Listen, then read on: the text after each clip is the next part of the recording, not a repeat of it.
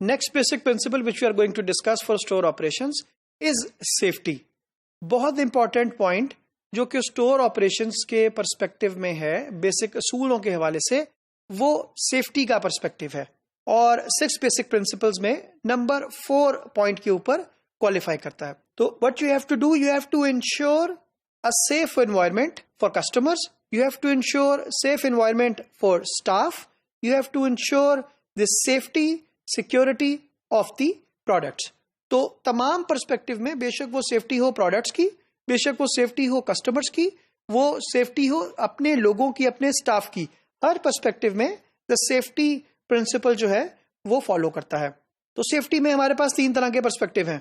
But you have to ensure, अगर हम बात करते हैं प्रोडक्ट सेफ्टी की, सबसे पहले सिक्योरिटी, हेल्थ एंड सेफ्टी की बात करें, हम फायर सेफ्टी की बात करते हैं। सो प्रोडक्ट सेफ्टी है, हेल्थ सेफ्टी है and then the fire safety है। ये 3 पर्सपेक्टिव हमारे पास है।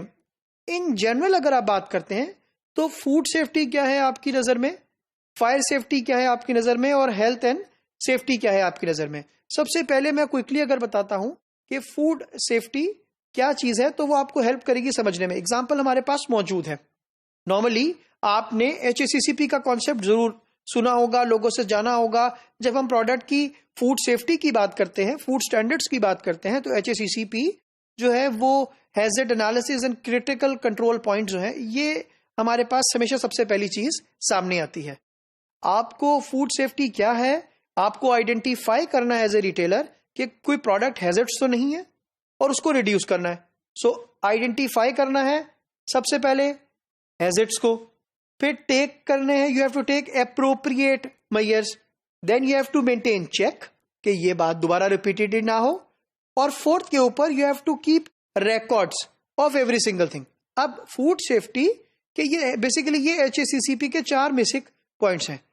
इन जनरल अगर हम बात करते हैं, प्रोडक्ट को कटिंग के लिए भी बेशक जो इक्विपमेंट यूज हो रहा है, अगर वो फिश को कट करने के लिए, मीट को कट करने के लिए वो नाइफ यूज हो रहा है, क्या वो इक्विपमेंट प्रॉपर तरीके से क्लीन है, क्या हाइजीन के प्रिंसिपल्स को फॉलो किया गया है। अगर ऐसा है तो इसका मतलब है कि आप फूड सेफ्टी के रूल्स को फॉलो कर रहे हैं, और अगर ऐसा नहीं है तो एक्चुअली आप फूड सेफ्टी के रूल्स को फॉलो नहीं कर रहे हैं। सो स्कोर का बेसिक प्रिंसिपल ये है कि उसने इंश्योर करना है कि फूड सेफ्टी के प्रोटोकॉल को फुलफिल किया जाए।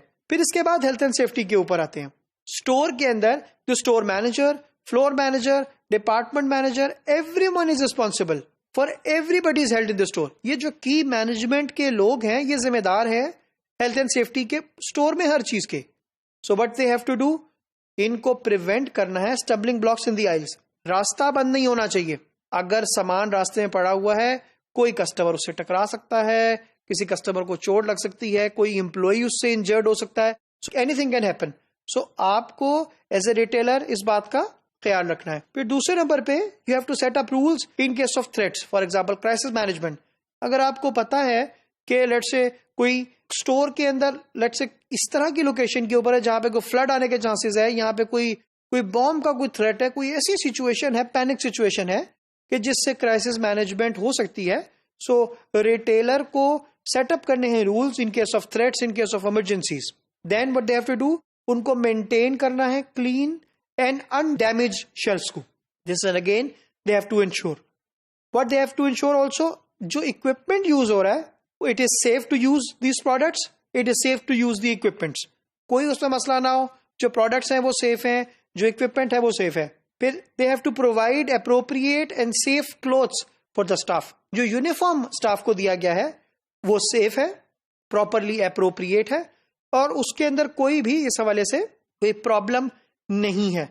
अगर ये काम, ये सारे टास्क पूरे होते हैं, सो देन आप इंश्योर कर रहे हैं as a team manager safety को of your staff, of your customers and of your products. Last में हमारे पास सेफ्टी का जो पॉइंट है that is the fire safety. बहुत इंपॉर्टेंट पॉइंट आप अक्सर ऑब्जर्व करते हैं जब हम किसी स्टोर के अंदर जाते हैं, तो इमरजेंसी एग्जिट के ऊपर हमें इस तरह की सिचुएशन अगर नजर आए, सो ये बहुत ही खतरनाक सिचुएशन है कि जहां पर इमरजेंसी गेट के अंदर के बाहर उसको ब्लॉक किया हुआ किसी न किसी स्टॉक से, that is the dangerous situation. और ये तब होती है कि जब आपको पता हो you are not following the basic principles. So fire safety के केस के अंदर स्ट्रिक्टली ऑब्जर्व करने आपने लोकल रेगुलेशंस। फॉर एग्जांपल आपके स्टोर के अंदर फायर एक्सटिंग्विशर्स होने चाहिए, आपके पास इक्विपमेंट होना चाहिए, तो बेसिक रेगुलेशंस को आपको फुलफिल करना है। फिर आपको इंश्योर करना है free access to emergency exit, जिसकी मैं अभी बात कर रहा था कि आपने उस एरिया को ब्लॉक नहीं करना है। इमरजेंसी साइनेज प्लेस करने हैं, इमरजेंसी साइनेज वाले एरियाज को भी आपने ब्लॉक नहीं करना है। क्लियरली आपने शो करना है कि मेरा इमरजेंसी एग्जिट का प्लान क्या है। In case if something happens, team is trained, staff is trained, लोगों को पता है कि कस्टमर को कहां से मूव करना है इन केस ऑफ इमरजेंसी। फिर then you have to promote the awareness of fire safety in the store. लोगों को आपने प्रॉपरली अवेयर करना है कि what will happen in case of fire, और इसके ऊपर हम क्या करेंगे। नॉर्मली फायर सेफ्टी ड्रिल्स कराई जाती हैं, उसकी ट्रेनिंग्स कराई जाती हैं रिटेल स्टोर्स के अंदर, ताकि इसको हम प्रॉपर तरीके से एग्जीक्यूट कर सकें in case of if something happens. फिर then you have to regularly check the operations of fire equipment.